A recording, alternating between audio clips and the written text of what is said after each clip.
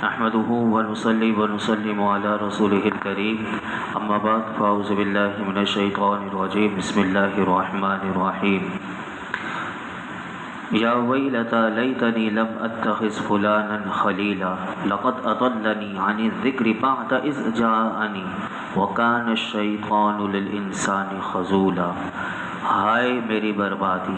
اے کاش کہ میں نے فلاں کو دوست نہ بنایا ہوتا، بے شک اس نے میرے پاس نصیحت آ جانے کے بعد مجھے اس سے بہکا دیا، اور شیطان انسان کو مصیبت کے وقت بے مدد چھوڑ دینے والا ہے۔ اس آیت کریمہ میں قیامت کے دن جو کافر کہے گا اس کو ذکر کیا گیا کہ قیامت کے دن کافر کہے گا ہائے میری بربادی، کہ اے کاش کہ میں نے فلاں کو دوست نہ بنایا ہوتا کہ جس نے مجھے گمراہ کر دیا،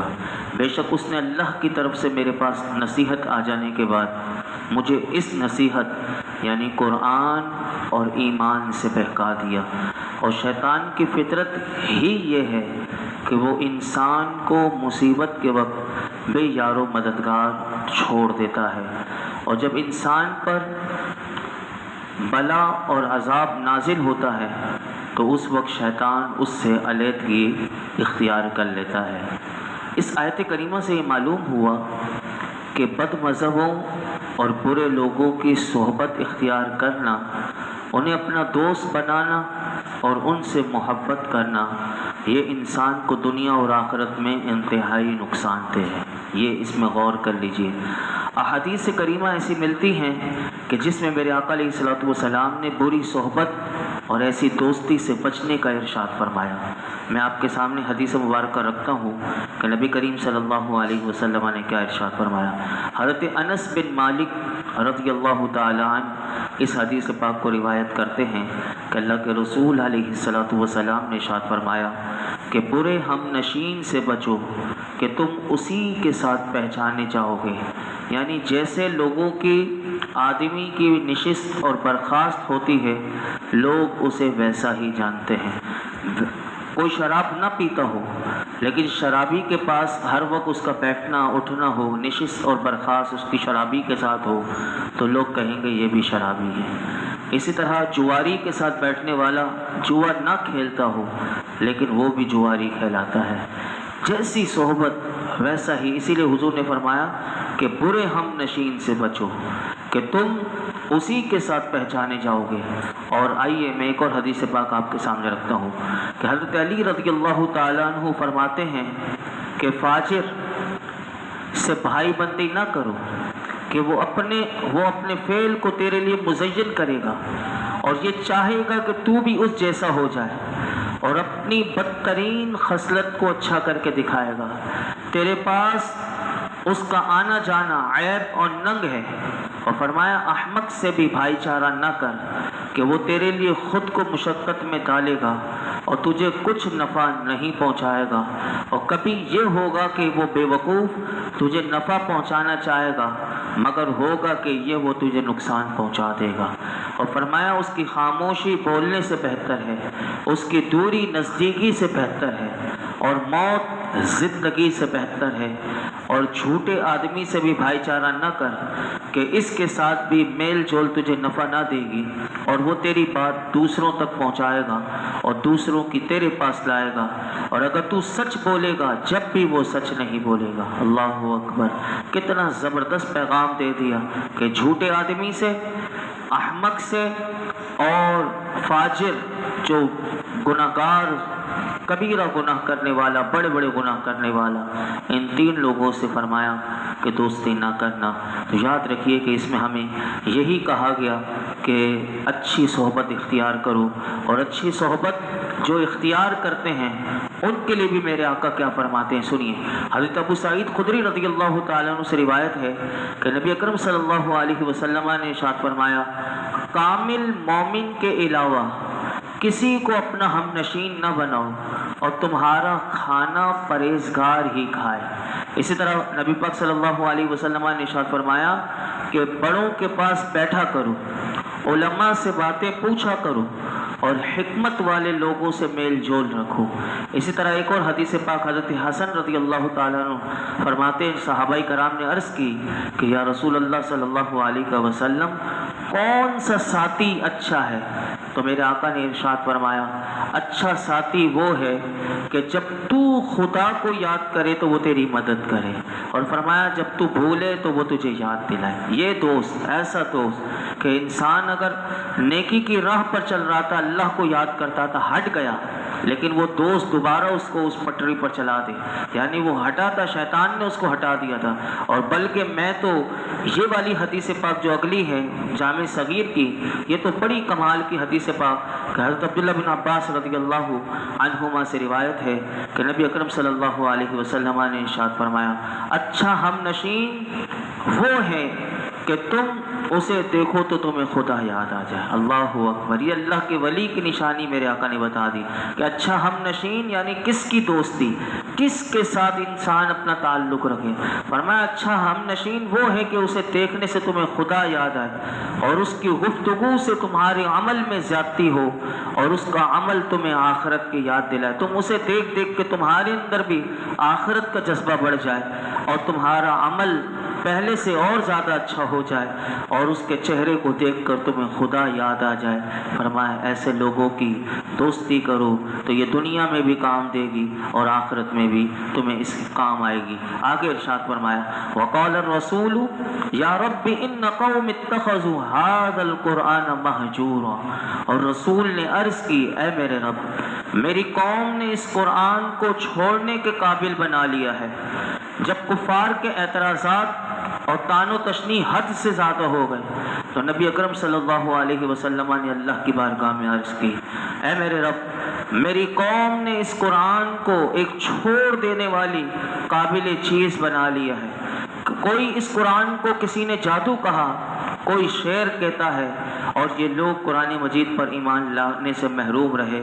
اس آیت میں جو چھوڑنے سے مراد کیا ہے تو علماء کہتے ہیں کہ چھوڑنے سے مراد یہ ہے کہ یہ لوگ ایمان نہیں لاتے۔ یہ حضور نے فرمایا کہ انہوں نے چھوڑ دیا ھذا القرآن مہجورا، کہ میری قوم نے اس قرآن کو چھوڑنے کے قابل بنا لیا، تو اس سے مراد یہ ہے کہ وہ ایمان نہیں لاتے۔ لیکن چھوڑنے کی اور بھی صورتیں ہیں جو میں اور آپ غور کریں، جو میرے لیے اور آپ کے لیے کیا پیغام ہے۔ فرمایا قرآن مجید کے حوالے سے مسلمانوں کا حال ایسا نہیں ہونا چاہیے جس سے یہ لگے کہ مسلمانوں نے قرآن کو چھوڑ رکھا ہے۔ کیسے کہ روزانہ بلکہ اس کی تلاوت کریں، نہیں کرتے تو گویا کہ قرآن کو چھوڑ دیا۔ اسی طرح قرآن مجید کی آیات کو سمجھنے کی کوشش کریں، جو کوشش کرتے رہتے ہیں گویا کہ انہوں نے اسے تھام کر رکھا ہو، نہیں کرتے تو گویا کہ انہوں نے چھوڑ رکھا ہے۔ یہ بھی ایک صورت ہے۔ اسی طرح اس میں اللہ تعالیٰ نے غور و تدبر کا بار بار حکم دیا، نہیں کرتے تو گویا کہ وہ بھی اسے چھوڑنے والے میں آتے ہیں۔ تو اسی طرح ایک اور چوتھی صورت بھی بنتی ہے کہ جو احکامات اللہ تعالیٰ نے قرآن پاک میں دیے ان پر عمل کرے، جن کاموں سے منع کیا ان سے باز رہے۔ اگر یہ کرتا ہے تو گویا کہ وہ عمل کر رہا ہے اور اس نے پکڑ کر رکھا ہوا ہے، اور نہیں کرتا تو گویا کہ اس نے قرآن کو چھوڑ دیا ہے۔ اللہ تعالیٰ کی بارگاہ میں دعا ہے کہ اللہ تعالیٰ قرآن مجید کو عملی طور پر چھوڑ رکھنے والے لوگوں میں ہمیں شامل نہ فرمائے، بلکہ ہمیں قرآن کو سمجھنے عمل کرنے کی اللہ ہمیشہ مرتے دم تک کوشش کرنے کی توفیق عطا فرمائے۔ آگے ارشاد فرمایا وَكَذَلِكَ جَعَلْنَا لِكُلِّ نَبِيٍّ عَدُوًّا مِّنَ الْمُجْرِمِينَ وَكَفَىٰ بِرَبِّكَ هَادِيًا وَنَصِيرًا، اور ہم نے اسی طرح ہر نبی کے لیے مجرم لوگوں کو دشمن بنا دیا تھا، اور ہدایت دینے اور مدد کرنے کے لیے تمہارا رب کافی ہے۔ اس آیت کریمہ میں اللہ تعالیٰ نے اپنے حبیب کو تسلی دیتے ہوئے اور آپ سے مدد کا وعدہ کرتے ہوئے ارشاد فرمایا اے حبیب صلی اللہ تعالیٰ علیہ وسلم آپ غم نہ کریں، کیونکہ انبیاء علیہ السلام جتنے بھی آئے ان کے ساتھ بد نصیب کافروں کا یہی معمول رہا۔ تو جس طرح گزشتہ انبیاء علیہ السلام کو کافروں کی طرف سے تکلیفیں پہنچتی رہی اور انبیاء صبر کرتے رہے، محبوب آپ بھی صبر کرتے رہیں۔ یہ کافر جتنی آپ کو تکلیفیں پہنچا رہے ہیں آپ صبر کرتے رہیں، اور آپ کی تسلی کے لیے یہی بات کافی ہے کہ دین و دنیا کی تمام مصلحتوں کی طرف ہدایت دینے اور دشمنوں کے کے خلاف مدد کرنے کے لیے آپ کا رب آپ کے لیے کافی ہے۔ کیا زبردست اللہ نے تسلی دی۔ اس آیت سے اشارتاً علماء کہتے ہیں یہ معلوم ہوا کہ ہر نبی اور ہر ولی کا کوئی دشمن ہوتا ہے، ہر نبی اور ہر ولی کا کوئی دشمن ہوتا ہے کہ جس کے ذریعے اللہ تعالیٰ انہیں آزمائش میں مبتلا کرتا ہے، اور اس ولی اور نبی کے شرف اور مقام کو اللہ ظاہر کرتا ہے۔ اور حضرت ابو بکر بن قاہر رحمۃ اللہ علیہ فرماتے ہیں کہ دشمنوں اور مخالفت کرنے والوں کے ذریعے آزمائش میں مبتلا کر کے انبیاء، اولیاء عظام کے اللہ درجات کو بلند کرتا ہے۔ تو آپ دیکھیے کہ فی زمانہ جو دشمن ہو تو وہ کس کی صف میں کھڑا ہوا ہے، اور انبیاء اولیاء سے محبت کرنے والا وہ کس صف میں کھڑا ہوا ہے۔ تو یہاں سے یہ بات بھی ہمیں پتہ چلی، انسان غور کرے۔ آگے ارشاد فرمایا وقال الذين كفروا لولا نزل عليه القرآن جملة واحدة كذلك لنثبت به فؤادك ورتلناه ترتيلا۔ اور کافروں نے کہا ان پر سارا قرآن ایک ہی مرتبہ کیوں نہیں اتار دیا گیا، ہم نے یوں ہی اس قرآن کو تھوڑا تھوڑا کر کے نازل کیا تاکہ اس کے ساتھ ہم تمہارے دل کو مضبوط کریں، اور ہم نے اسے ٹھہر ٹھہر کر پڑھا۔ اللہ اکبر۔ نبی کریم صلی اللہ علیہ وسلم سے کہ جن حضور کی نبوت کا جن کافروں نے انکار کیا تھا، ان کفار مکہ کو اللہ رب العالمین نے جواب دیا کہ وہ کافر یہ کہتے تھے، اور یہ کہتے تھے کہ اگر آپ اللہ کے رسول ہیں تو اللہ تعالیٰ نے آپ پر ایک ساتھ ہی قرآن کیوں نہیں نازل کر دیا، آپ ہمارے پاس پورا قرآن ایک ساتھ کیوں نہیں لے کر آتے، جیسے موسیٰ علیہ السلام پوری توریت لے کر آ گئے، حضرت داؤد علیہ السلام پوری زبور ان پر ایک ہی مرتبہ نازل ہو گئی، حضرت عیسیٰ علیہ السلام پر انجیل ایک ہی مرتبہ نازل ہو گئی، تو آپ پر پورا قرآن ایک مرتبہ ہی کیوں نہیں نازل ہو جاتا، اور آپ ہمارے پاس یہ پورا قرآن ایک مرتبہ ہی کیوں نہیں لے کے آ جاتے۔ تو اس کا جواب دیا گیا کہ کافروں کا یہ اعتراض کرنا ہی بالکل فضول اور محمل ہے۔ کیوں؟ اس کا جواب دیا کیونکہ قرآن کریم کا عاجز کر دینا، یعنی اس کی ایک ایک آیت ان کافروں کے لیے بڑا چیلنج ہے کہ ایک آیت بھی تمہارے لیے کافی ہے، اور پورا قرآن تو پھر ان کے لیے پورا قرآن ہی ان کے لیے عاجز کر دینا والا ہے، چاہے وہ ایک مرتبہ میں نازل ہو یا تھوڑا تھوڑا کر کے نازل ہو۔ تو فرمایا کہ قرآن کریم کا تھوڑا تھوڑا کر کے نازل ہونے میں یہ حضور کے معجزے کی سب سے بڑی دلیل ہے کہ اس طرح کی ہر آیت کا مقابلہ کرنے سے کافروں کا عاجز ہونا ظاہر ہو رہا ہے۔ تو یہ اللہ نے اس کا جواب دیا اور فرمایا کہ اب سنو کہ ہم نے کیوں قرآن کو تھوڑا تھوڑا کر کے بتدریج نازل کیا۔ تو فرمایا اس کی حکمت یہ ہے کہ اے حبیب ہم نے یوں ہی اس قرآن کو تھوڑا تھوڑا کر کے نازل کیا تاکہ اس قرآن کے ذریعے ہم آپ کے دل کو مضبوط کر دیں، اور یہ سلسلہ جو اللہ کے پیغام کا سلسلہ ہے، جو وحی الہی کا پیغام کا سلسلہ ہے، فرمایا اس سے آپ کے قلب مبارک کو تسکین ہوتی رہے، اور کفار جو اعتراض کرتے رہیں قرآن نازل ہوتا رہے اور ان کا جواب ان کو ملتا رہے۔ اللہ اکبر۔ اور اس کے علاوہ اس کا فائدہ یہ بھی ہے کہ قرآن اگر ایک ساتھ نازل ہو جاتا تو یاد نہیں ہوتا، جیسے انجیل کے حافظ نہیں، زبور کے حافظ وہ جو تھے نبی تھے حضرت داؤد، لیکن ان کی امت میں یہ نہیں ملتا، لیکن یہ اللہ کا کرم ہے کہ اپنے حبیب کے صدقے میں کہ آج آپ کی امت کا ایک چھوٹا سا بچہ بھی قرآن کو پورا یاد کر لیتا ہے۔ تو یہ بھی تھوڑا تھوڑا کر کے نازل کرنے میں حکمت ہے کہ قرآن پاک حفظ کرنا سہل ہو جائے اور آسان ہو جائے، تاکہ قلب مبارک سے چھن کر جب حضور کی امت کو ملا ہے یہ قرآن، تو آپ دیکھیے کہ کتنا آسان ایک 6 سال کا بچہ، 4 سال کا، 7 سال کا بچہ کہ جس کے ماں باپ کو اگر قرآن سے لگاؤ ہو تو وہ اپنے بچوں کو بچپن سے جن کو قرآن پڑھاتے ہیں تو ان کا بچہ چھوٹا سا بھی ہوتا ہے تو وہ قرآن کا جلد سے جلد حافظ کیا خوبصورت قاری بن جاتا ہے۔ اللہ اکبر۔ اور اللہ تعالیٰ نے آخری بات جو ارشاد فرمائی کہ ہم نے اسے ٹھہر ٹھہر کر پڑھا۔ اس آیت کے